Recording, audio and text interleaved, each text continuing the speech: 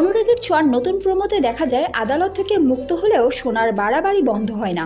সোনা ভেবেই নেয় তার মায়ের থেকে তাদেরকে বহু দূরে চলে যেতে হবে আর তার বাবাকে নিয়েই যেতে হবে। তাই সোনা তার বাবাকে নিয়ে এই দেশ ছেড়ে অন্য দেশে চলে যাওয়ার সিদ্ধান্ত নেয়। অন্যদিকে দীপাও সেনগুপ্ত বাড়িতে গিয়ে ওঠে, কারণ দীপা খুব ভালো করেই বুঝতে পারে যে সূর্যকে বাঁচাতে গেলে তাকে সেনগুপ্ত বাড়িতে থাকতে হবে।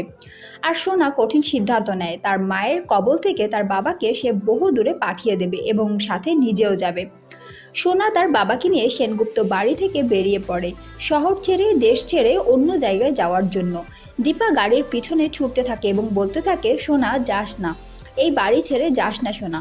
কিন্তু সোনা তার বাবাকে বলে, বাবা আমরা এই সেনগুপ্ত বাড়ি থেকে চলে যাচ্ছি, অনেক দূরে চলে যাচ্ছি, যেখানে আমাদেরকে আর কেউ চিনবে না, আমাদের সাথে কেউ আর এরকম করবে না, আমরা আবার সব কিছু নতুন করে শুরু করব বাবা, কেউ আমাদের আর বাধা হয়ে দাঁড়াবে না।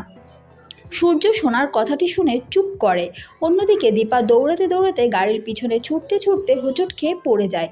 সোনা সোনা বলে চিৎকার করতে থাকে, কিন্তু সোনা কোনোভাবেই মায়ের কথা ভাবে না। এরপরই দেখা যায় যে সূর্য আর সোনা দুজনই প্লেনে করে চলে যায়, কিন্তু প্লেনটা ক্রাশ করে এবং প্লেনে ভয়াবহভাবে আগুন ধরে যায়।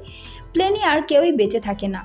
দীপা যখন সেনগুপ্ত বাড়ি থেকে মন্দিরে পুজো দেওয়ার জন্য বের হতে যায়, ঠিক তখনই রূপার সামনে এসে দাঁড়ায় এবং দীপাকে কাঁদতে কাঁদতে বলে, মা বাবা সোনার প্লেন ক্রাশ করেছে, কেউ বেঁচে নেই, কেউ বেঁচে নেই ওই প্লেনে।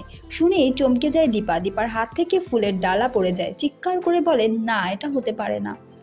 এরপরই দেখা যায় দীপার চোখের জল ফেলে এবং ভাবতে থাকে যে আমাদের গল্পের শেষ যদি মৃত্যুই হয়, তাহলে আমিও আমার পরিবারের কাছে যাব, আমিও সেখানেই যাব যেখানে ডাক্তারবাবু গেছে।